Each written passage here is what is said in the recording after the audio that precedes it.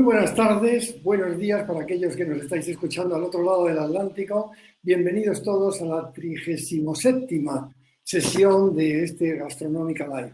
Los que hayáis escuchado a Pierre Gagnaire, habéis seguido el rastro de la evolución de la alta cocina francesa. Hoy vamos a hablar con un profesional como la copa de un pino, cocineros de Europa, del mundo, de Latinoamérica, que es Enrique Olvera.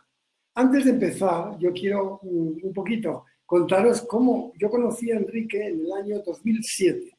Llegué a México, fui a su restaurante Pujol, me quedé sorprendido por la calidad de su cocina y en el año 2008 él se subió al escenario de Madrid Fusión, creo que por primera vez en Europa.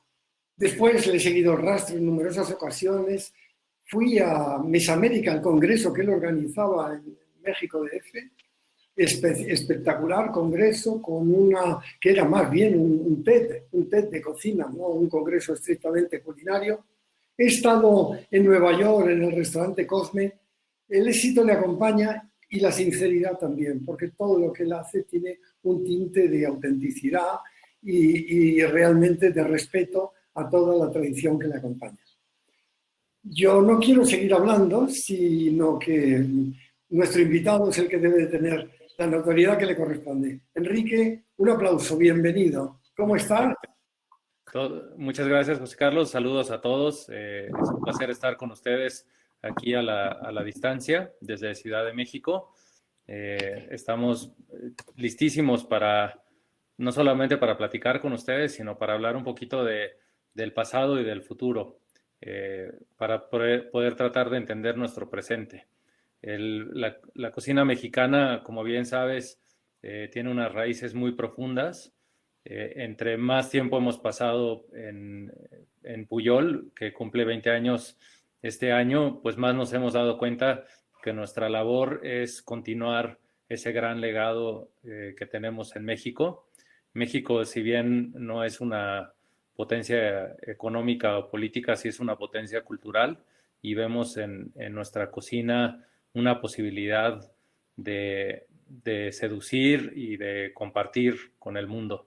Y eso es lo que estamos en este momento tratando de hacer, es como, de alguna manera, también llevando el símil del maíz, ¿no? De que tus abuelos, tus padres te dan una semilla y es tu responsabilidad no solamente preservarla, sino adaptarla a las circunstancias locales y a las circunstancias actuales. ¿Cómo podemos hacer eso con nuestra cocina? Y ese es digamos que nuestro objetivo o nuestra misión en Pujol.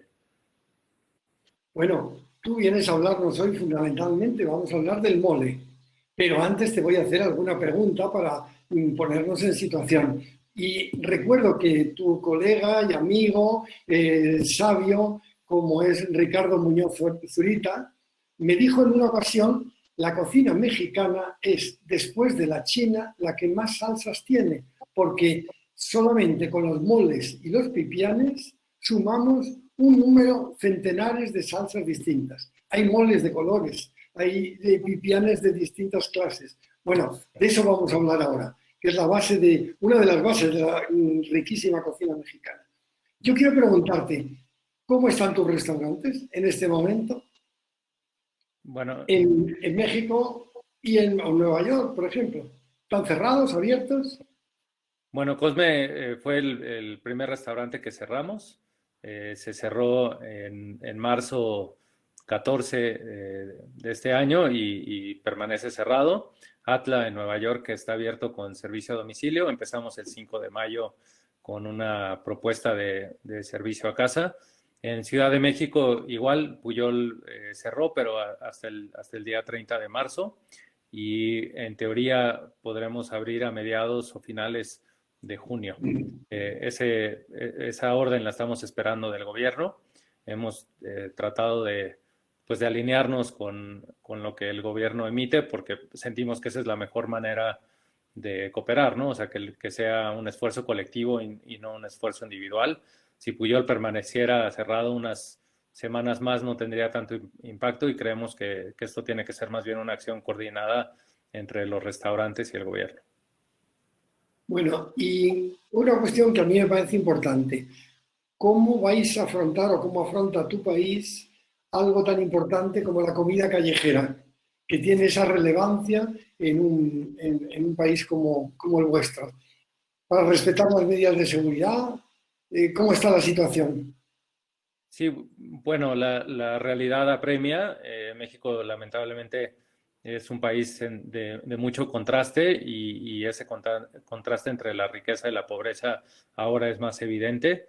Ha habido gente que no puede permanecer en casa, que tiene que seguir saliendo a vender comida a las calles y aun cuando existe pues algunos esfuerzos de usar tapabocas y de tener gel antibacterial, y el gobierno ha intentado que la gente se quede, pues también eso es un lujo que no todo el mundo en México se puede dar y estamos conscientes de ellos. Creo que para México será complicado el tema de comida callejera, sobre todo en las colonias más populares. Digamos que en los barrios más afluentes sí se nota muchísimo eh, pues el decremento de tráfico.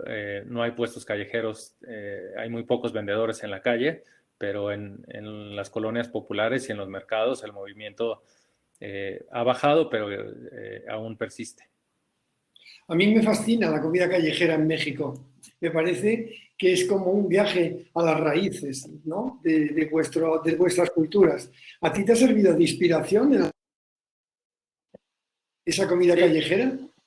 sin duda. Yo diría que a partir de 2004 Puyol tiene un componente de comida de calle muy importante en platos como el esquite o como el robalo al pastor, en donde queríamos no tocar estas recetas de celebración mexicanas o la alta cocina mexicana, la cocina de los eventos especiales, sino estábamos concentrados más bien en la comida de calle también, pues pensando un poco que el éxito de la comida callejera, si tratábamos de trabajar con esos sabores, tendría alguna resonancia en nuestro propio éxito, y así fue, con platos muy sencillos. Y los mercados también, que están dentro de esa comida callejera, para nosotros son una fuente constante de inspiración. Cuando viajamos en México nos gusta ir a los mercados, obviamente nos gusta ir también a los restaurantes, pero en el mercado se entiende mejor la base, se entienden y se ven esas raíces, y no solamente con la cocina, sino con los productos, que creo que es una de las grandes riquezas de este país, es la calidad del insumo que existe en México. Los sabores de un limón, de un cilantro, de un jitomate son eh, potencialmente distintos, ¿no? El cilantro, por ejemplo, ahora que trabajamos en Estados Unidos con ingredientes, el cilantro Estados Unidos se ve muy bonito, o sea, la planta se ve viva, está crujiente, pero no sabe a mucho. Y en México vas a un mercado y quizás el cilantro ya está un poco colapsado y maltratado, pero el sabor que tiene ese cilantro, el aroma que tiene es mucho mayor. Entonces, evidentemente por la posición geográfica y por los diferentes climas que tiene México, somos privilegiados en términos no solamente de diversidad, sino de sabor. Déjame que te confiese una cosa que a veces a mí me resulta incómoda. Soy un coleccionista de libros, como todo el mundo sabe, de libros de todo tipo, y tengo muchos de cocina mexicana.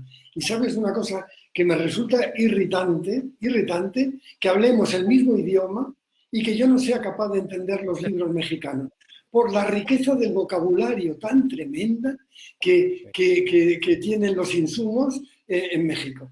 Hasta tal punto que en mis viajes a México me he ido haciendo un diccionario personal y poniendo aclaraciones, porque es que solamente las tortillas ¿cuántas derivadas tienen nombres parecidos o derivados? Es tremendo. Esa riqueza de vocabulario es una traslación de la riqueza de productos que tiene la despensa mexicana. De acuerdo. Sí, pues habría que publicar ese diccionario en algún momento, porque sería de gran utilidad para todo el mundo, no solamente para ti.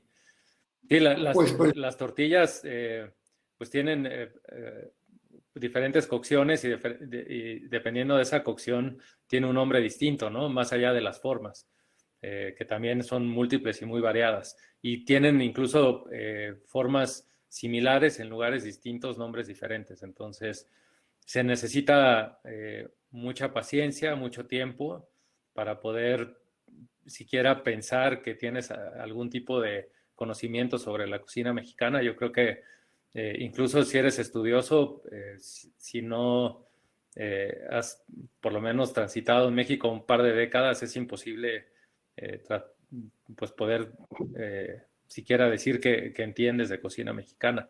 O sea, a mí me pasaba un poco al principio, ¿no? Que están estas grandes personalidades de la cocina mexicana y me decían, necesitas saber más y entiendo, pero pues tenía yo, cuando abrí Puyol, 24 años y en aquel momento era distinto. Ahora con 44 aún no me siento cómodo, obviamente conozco mucho más, pero siento que para realmente saber, pues quizás me faltan otros 20 años de seguir aprendiendo. Bueno, es apabullante porque si tú necesitas 20 años, imagínate tú lo que necesita un europeo para llegar a entender vuestra despensa. Aunque hablemos el mismo idioma, es complicadísimo, ¿eh? De verdad. Y yo voy a los mercados que me apasionan, es mi punto de referencia. Y llego a Ciudad de México, me voy directamente a un mercado, a dos. Paso unas horas fascinado, apuntando, sacando fotos y tomando notas. Y al final llego a la conclusión de que he paseado mi ignorancia, mi enorme ignorancia por cada uno de los mercados que visito en México. Pues es que, eso es muy bueno.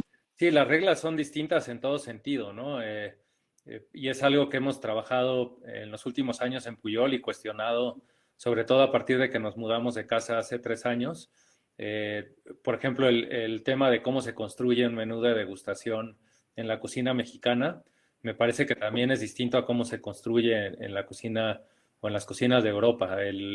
Normalmente en Europa los menús suelen, entiendo que las cosas cambian y cada quien lo hace a su manera en este momento, pero solían ser de porciones pequeñas y sabores ligeros a porciones grandes y sabores más complejos. Y luego la utilización de diferentes proteínas animales, también con esa lógica durante el menú de degustación. Para nosotros eso en México no hacía tanto sentido y pensamos en un menú un poco más corto digamos, pues con una estructura distinta en donde las porciones son similares, donde el perfil de sabor es similar, porque empezar un menú no sé, con un ceviche, moverte un tamal, después de moverte un tamal, irte a un adobo y de un adobo a un mole, es tan distintas las preparaciones que de alguna manera hacen corto sentido, no solamente desde un punto de vista intelectual, sino también desde un punto de vista de salud, ¿no? O sea, así no se come en México, o sea, nadie come ceviche y mole en la misma mesa. Los ceviches son para una ocasión y los moles son para otras. Y lo mismo funciona con las proporciones de las salsas, ¿no? En México, cuando alguien va a comer un mole, se habla del mole, no del pollo, o de la proteína animal con la que se sirva. Normalmente, como el mole es un platillo de celebración, pues siempre se mata un animal en agradecimiento a los invitados, pero de lo que se habla es del mole. La proporción esta yo recuerdo que era siempre como 2 onzas de salsa y 8 onzas de proteína en un platillo. En México es al revés, son 8 onzas de mole y 2 onzas de proteína animal. Así que, pues sí, las reglas no son las mismas y nosotros lo que queremos es pues tratar de generar un lenguaje de la alta cocina para México. Es algo que no se había hecho, no porque la cocina no fuera compleja ni porque esa cocina no perteneciera en la alta gastronomía, simplemente por cuestiones de tiempo no había dado ese salto, ¿no? De los mercados, de las casas, de las celebraciones a los restaurantes de mantel largo. Entonces, déjame claro, ¿qué se dice? ¿Guajolote de mole o mole con guajolote? Yo diría mole con guajolote, sí. Porque el mole está antes que el guajolote. Es Correcto. así, ¿no? Sí, el guajolote Vale. es aparte, ¿no? O sea, normalmente el guajolote se cocina hervido en agua y después se mete adentro del mole, ¿no? O sea, el guajolote no es parte de la preparación del mole, aunque sí a veces ese mismo caldo se utiliza para rehidratar la pasta del mole, porque normalmente el mole en los pueblos se hace pasta, esa pasta después se fríe y se tiene que estar rehidratando porque se está cocinando durante mucho tiempo. Entonces, tú pudieras decidir rehidratarlo con el caldo del guajolote, pero la pasta principal normalmente no lleva ningún tipo de proteína animal. Bueno, entonces ya estamos en el mole, que era el tema principal de tus comentarios hoy. ¿Cuántos años o días tiene tu famoso mole del que todo el mundo habla? La gran reserva del mole de Enrique Olvera. Pues ¿Cómo mira, lo has hecho? ahorita, ¿Y qué ingredientes? Dinos la verdad, cuéntanos tus secretos. no, la verdad es bastante conocida. Este mole comenzó hace algunos años en una celebración de Quintonil de Jorge Vallejo. El, el restaurante de Jorge está muy cerca de Puyol y queríamos, pues básicamente celebrar con él. El mole siendo un platillo de celebración, nos animamos a hacerlo por primera vez. Habíamos tenido acercamientos al mole en Puyol, pero la verdad es que ninguno había ya aterrizado en el menú porque no nos sentíamos a gusto con el resultado. Sentíamos que el mole tradicional no le estábamos haciendo justicia con nuestras versiones hasta que apareció esta versión del mole madre, que tampoco la intención al principio fue así. Más bien como empezamos fue con esta idea del mole de 7 días que Ricardo ha hablado de él. Es un mole que es tradicional en México, que se recalienta durante 7 días y lo que decidimos en aquel momento era recalentarlo 15 días en lugar de 7 y ver qué pasaba. Afortunadamente hicimos bastante más mole del que necesitábamos y lo seguimos recalentando y fue un poco de esta manera como nació la idea del mole madre. Al principio también pues era solamente este mole negro, un mole también muy personal. Decidimos usar el negro porque es el que más nos gustaba, pero era solamente mole negro, se metía una tortilla dentro del mole, que es algo bastante tradicional en las enmoladas, y le poníamos un poco de ajonjolí tostado. Y decidimos no utilizar proteína animal justamente pues para poder enfocarse en la complejidad del mole y que no tuviera distractores. Conforme fue pasando el tiempo, fuimos adaptando el mole a las distintas temporadas del año. Fuimos sustituyendo sobre todo las frutas que iban cambiando con temporada y de alguna manera pues adaptando el mole a lo que había en el mercado, porque pues no hay plátano, manzano todo el año, que era con lo que empezamos, y entonces de repente empezamos a agregar otras frutas, también empezamos a agregar otros chiles.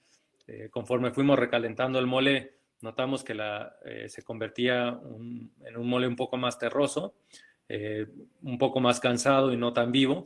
Y entonces al año decidimos hacer ya la versión que existe en este momento en Puyol, que es esta idea del mole madre y el mole nuevo. El mole nuevo de alguna manera le da juventud, le da vivacidad al platillo. Es un mole mucho más tropical en todos sentidos. Es un mole más alegre, más vivo, y el mole negro, que es la receta de la cual partimos, aunque no es necesariamente un mole negro, pues básicamente es la combinación de lo que tenemos.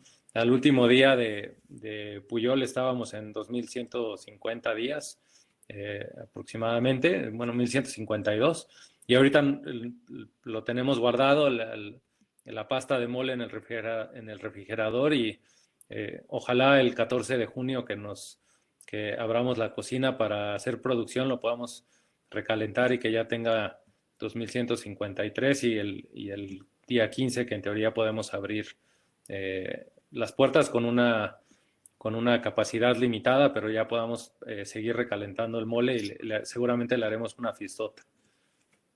Bueno, ¿y por qué no fermenta? ¿Por qué ese mole tiene 4 años, ¿no? 1152, casi 4 años.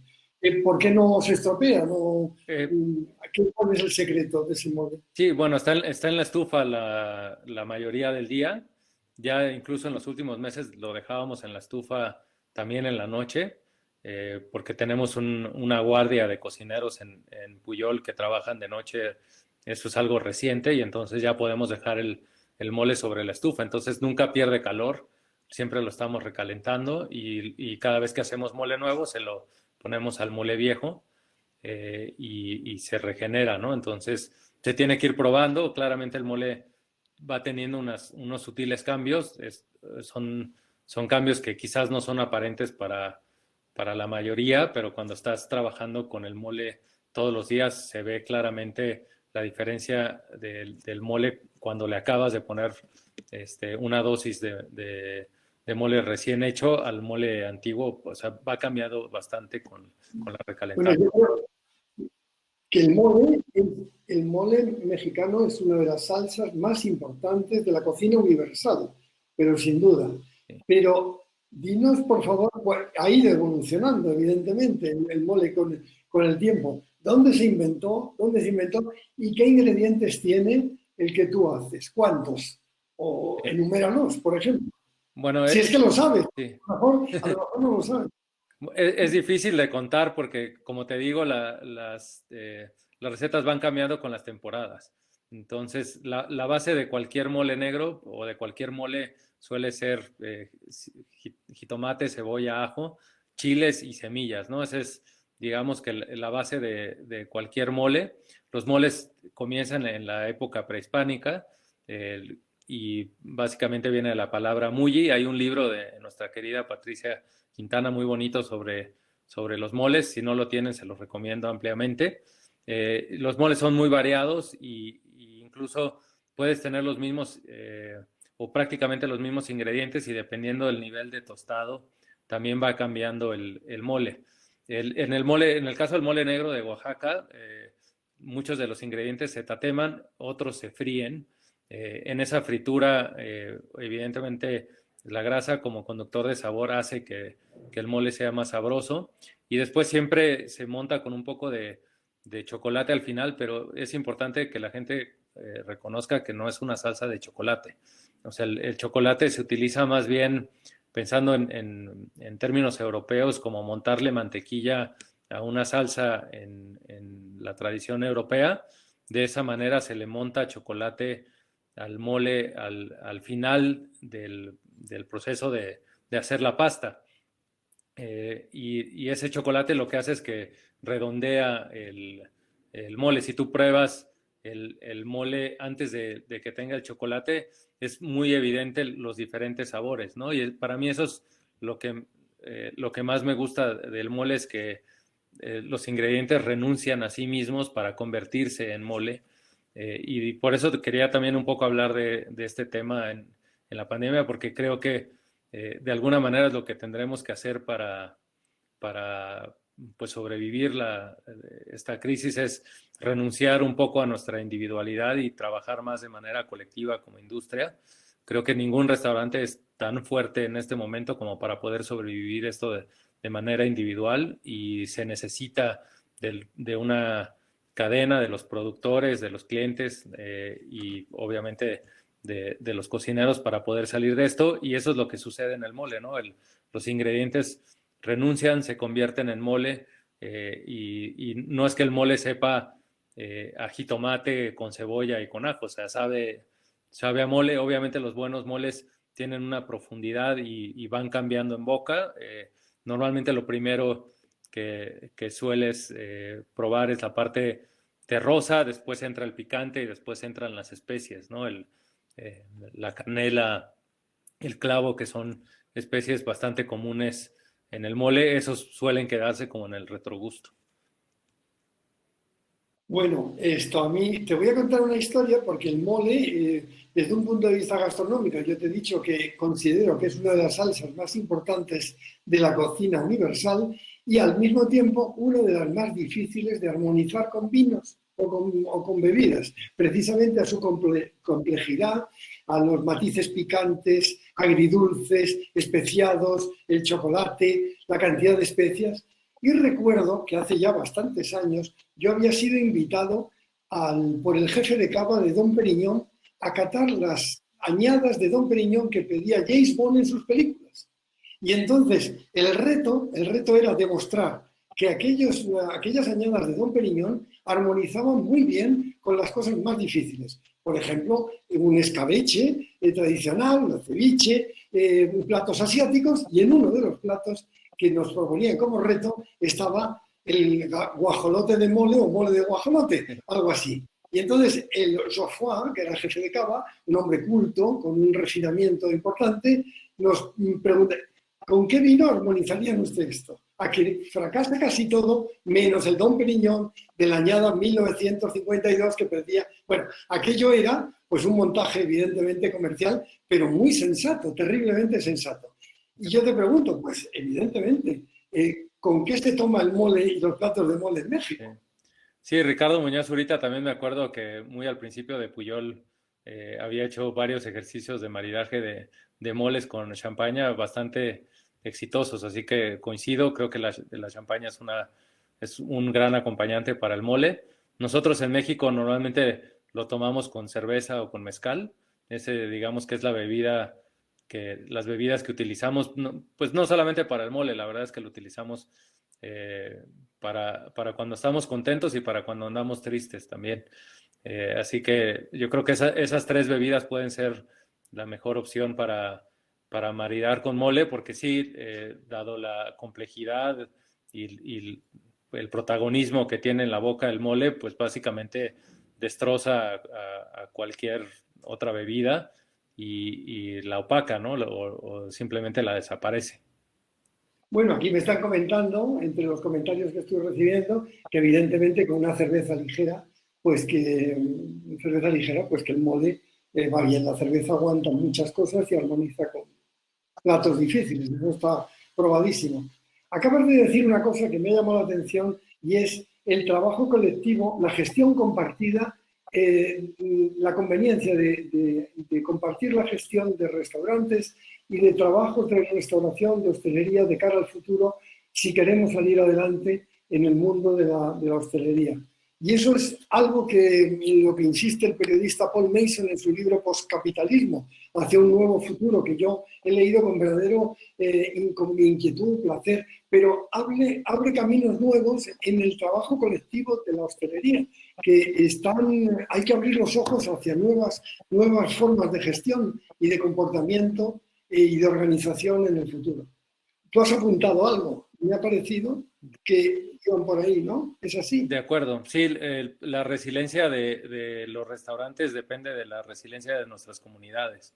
Un restaurante no existe de manera aislada y por lo tanto es fundamental que no solamente, o sea, creo que sin duda muchos de nosotros como cocineros ya llevábamos años trabajando con productores y formando esas relaciones, pero ahora se convierte no solamente en un lujo, sino en una necesidad el poder estar bien soportado con los clientes locales.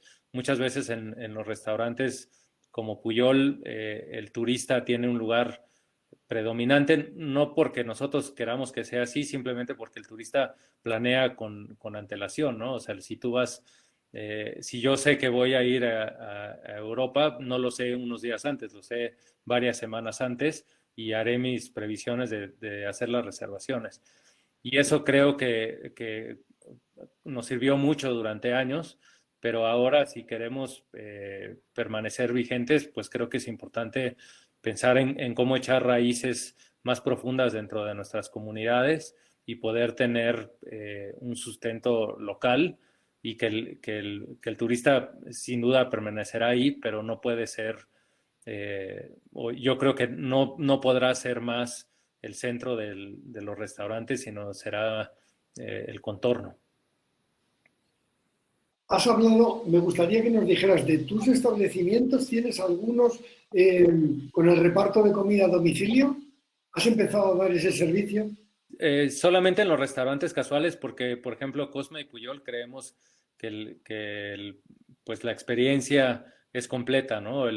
Si yo te mandara, por ejemplo, un platito de mole madre a tu casa, no tendría ningún sentido. O sea, el mole madre hace sentido dentro de un contexto de un menú de degustación en donde vas probando diferentes cosas, donde es un paseo por las técnicas de México, eh, pues básicamente por cómo pensamos en nuestros valores y se acompaña con el ambiente, con la música, con la bebida y entonces creemos que eso es muy difícil de replicar en servicio a domicilio, pero nuestros restaurantes casuales en Nueva York y en México sí están abiertos con entrega a domicilio, con un menú cortito, tratando de ser muy eficientes con la plantilla y buscando siempre que lo que le estamos dando a nuestros clientes también sea sano, que creo que ese es el otro gran futuro de la alta cocina, es la salud, ¿no? Que la alta cocina te haga bien. Creo que durante mucho tiempo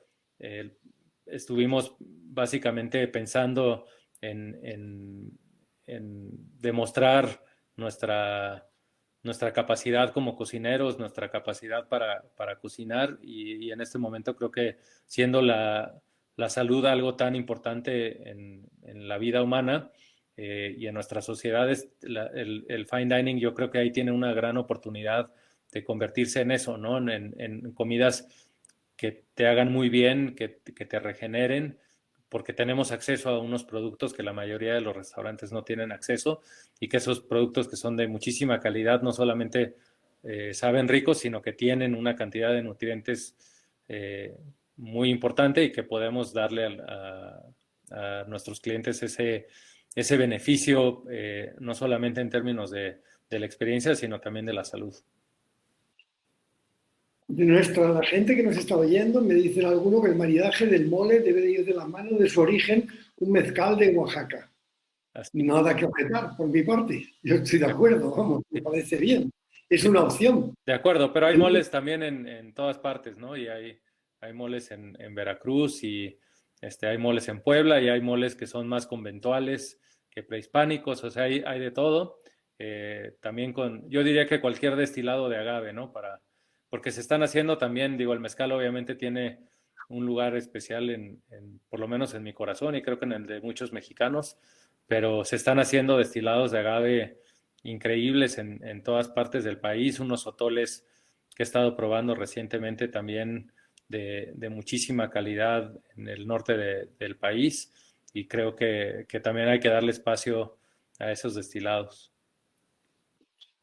Se nos acaba el tiempo, pero quiero preguntarte por algo que a mí me llama la atención. ¿Vas a ocuparte o vas a intentar o revivir de nuevo Mesamérica? Uno de los congresos que yo he asistido que más me ha gustado y más me ha llegado por muchas razones, por muchas razones. Pues la verdad es que ahora que hemos estado abriendo un poco más de restaurantes, le decía a mis socios que hacer Mesamérica me quitaba el equivalente a abrir 4 restaurantes nuevos. Y tú has de saber muy bien de eso. Así que Sí. ahora estamos concentrados en reabrir los lugares, en asegurarnos que podamos sobrevivir con los restaurantes, aunque pues sí ha habido inquietud, incluso un par de colegas míos en México se acercaron un par de semanas antes de que empezara toda esta pandemia y me decían que por qué no echaban a andar Mesamérica y que ellos se ocupaban, porque les dije yo la verdad es que no tengo tiempo porque sé el esfuerzo que representa, no porque no lo quiera tener. Así que no te puedo decir si sí o si no, yo te diría que no en el futuro próximo, pero creo que sí, todos lo extrañamos, o fue un congreso que la verdad nos hizo muy feliz aquí en México, los objetivos que nos habíamos trazado, que México tuviera pues un lugar protagónico en la alta cocina, creo que también se logró a partir de Mesamérica, se le dio visibilidad a muchos colegas que tienen sus restaurantes aquí en Ciudad de México y el hecho de que vinieran gente de todas partes del mundo, cocineros y que fueran a comer a varios restaurantes, creo que pues nos ayudó a todos como comunidad y sin duda es un gran momento para los congresos de cocina, es cuando más necesitamos estar unidos y estar aprendiendo o sea, los unos de los otros, porque nadie ha pasado por este momento, ¿no? Y por mucha experiencia que tengas, pues nadie sabe qué va a pasar con los restaurantes en los siguientes meses y tenemos que estar muy comunicados y muy atentos y vigilantes de qué está sucediendo en otras partes del mundo y en otras partes de nuestros propios países. Bueno, una frase de despedida para todos, algo positivo, energía positiva de cara al futuro. Pues mira, tengo un gran amigo que se llama Jorge Lestrade que siempre dice que es hora de decir salud. Y lo puedes tomar de los dos lados, ¿no? Es hora de decir salud en el sentido que es importante que celebramos que estamos vivos, que la vida sigue, pero también es importante decir es hora de decir salud en términos de nuestra salud como comunidad, de nuestra salud personal y de la salud de nuestro sistema alimentario. Pues muchísimas gracias por habernos acompañado durante este tiempo. Ha sido un placer y espero que la próxima vez en México o en España o en algún lugar del mundo nos podamos dar un abrazo tranquilamente, Así es. como corresponde. Y tendremos que hacer visitas recíprocas para yo poderme también echar ahí mi chacolí y comerme un buen pescadito en España y que ustedes vengan a comer mole. Muy bien. Gracias. Abrazo grande. Pues igualmente. Saludos a todos. Gracias.